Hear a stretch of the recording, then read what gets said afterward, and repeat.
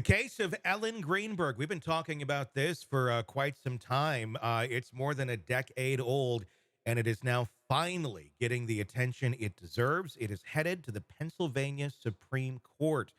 They are going to take a look at this and determine if the family has the right to challenge the medical examiner's ruling more effectively. That's what this is all about. It's not going to go there. They're not going to go, oh, okay, this is going to be an open investigation now. This is them going back and saying, smaller court, lesser court that said you can't listen to these parents is going to say to that court, you better listen to these parents. Then we see where it goes from here. Joining me to discuss, Shavaun Scott, psychotherapist and author. I know you know a bit about this case. Like I said, we've been talking about it for quite some time. Um, where do you think this is going to go? And what kind of effect could this have, not only in this case, but others going forward?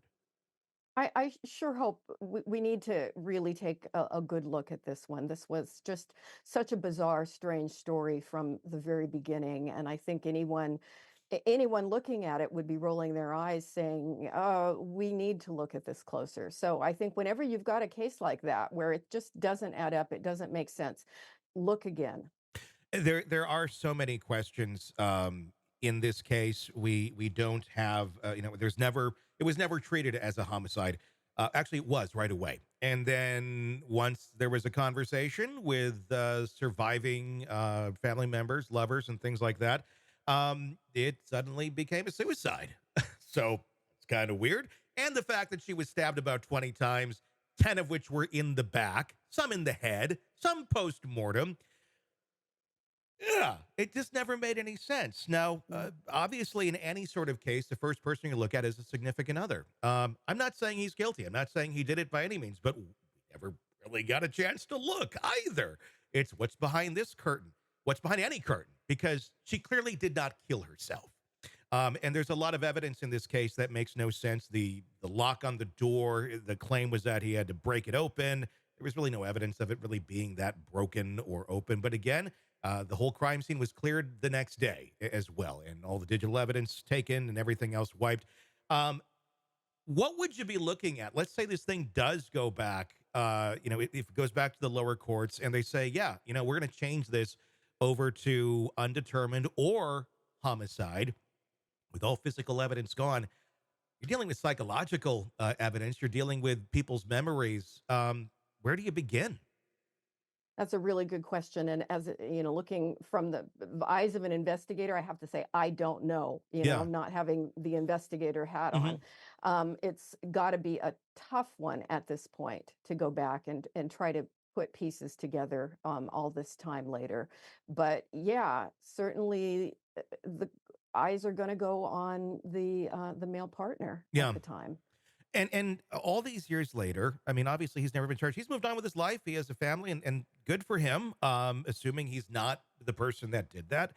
But would he be the first person that would come in for some questioning here, just to try and get at least a baseline as to what was going on in life at that moment? Maybe not even looking at him as as a potential suspect, but just what the hell was going on here?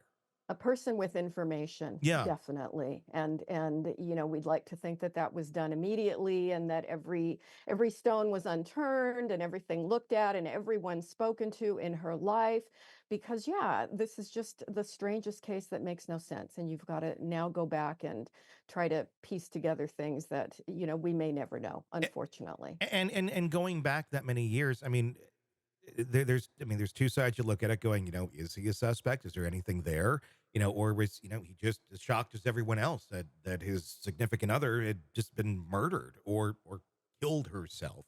Um, that's the thing that always gets me on this case is the number one, the 911 call is one of the creepiest, weirdest 911 calls I've ever heard. I don't have it to play back this second, but if anybody goes and listens to it, it's a very callous, a very, I don't know, unemotional. Like, I know some people just don't have a lot of emotions. Maybe that's it.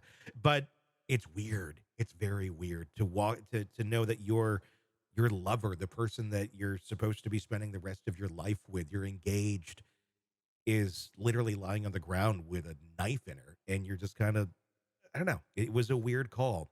And then the Mhm. fact that, okay, if you have nothing to do with this, great. Still horrible, but wouldn't you be pushing more for an investigation into what actually happened if you truly have nothing to hide? Or are you just afraid that if you have nothing to hide, they're still going to look at you and you're going to be under the microscope? So you might as well just kind of back away so you don't have to go through that sort of hell. I can kind of understand that too if your alibi is only so strong. I would sure think though that an innocent person would above everyone else would want to know the truth and Yeah. would be pushing for it and find the real perpetrator then, Hmm. right? Yeah, I mean, we see it with people who are guilty. I mean, look at Scott Peterson. He was, part of the investigation and all that, and then it all, kind of blew up in his face. But he's still arguing that he's innocent, and that's actually being looked at again there. It's just such a troubling case to look at. And medical examiners in this, like I said, this is the whole argument is here for people to be able to challenge this that are not the significant other of the loved one. It's ridiculous that the parents couldn't question this or have authority to do that earlier. Um, i- i- i- there's got to be a lot of cases where, yeah, you have parents that want to look into this further. Is this going to open up gates more for maybe previous cases as well, where people have felt like their hands have been tied and couldn't get a better look, a better view under the microscope of a death? It may, and it probably should, don't you think? It's Hmm. like whenever there are questions, let's do our best to get it right. We hear so many times now where somebody has been incarcerated for 20, 30, 40 years and then DNA evidence comes along and exonerates them, because the system got it wrong. Hmm. And I think we should do everything we can to try to get it right.